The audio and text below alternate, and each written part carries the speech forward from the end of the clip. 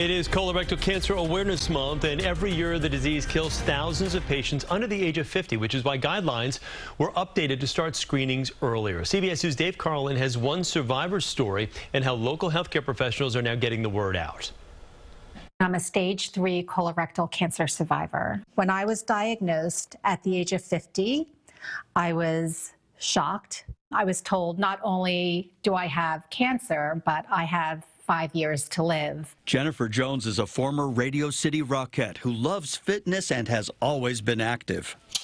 I always pictured this disease as an old person's disease. Dr. Stephen Lee Kong says you can do everything right and it won't eliminate your risk of ever getting colorectal cancer. It just decreases the risk. And so the importance of screening, particularly in patients who don't think they have risk factors, will find cancers and find them early. And the risk is even greater for African Americans. They are about 38% more likely to die from colorectal cancer than non-Hispanic whites. The reason for that is multifactorial, could be related to, in part, access to health care, insurance status, trust in the healthcare system, other modifiable risk factors like smoking and obesity. The recommended age for colorectal screening is 45 for everyone. I turned 45 last year, and the first thing I did was get my colonoscopy. For some people, the thought of this, let alone an illustration, makes them uncomfortable, even fearful. But there are some medical professionals making sure the topic becomes more accessible, even fun.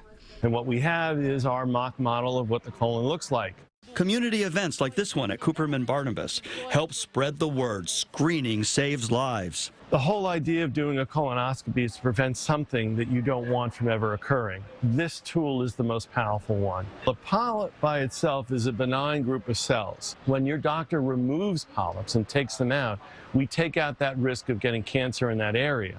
By doing that, we prevent something from over time developing this into something a little more aggressive and malignant. Dr. Mark Gilders says symptoms of colorectal cancer include bleeding that you experience or you recognize, a change in bowel habits, abdominal pain, discomfort, fever, weakness, fatigue. I did have symptoms that my stomach was bothering me. I thought it was maybe irritable bowel syndrome. Jones was deemed cancer-free in 2019.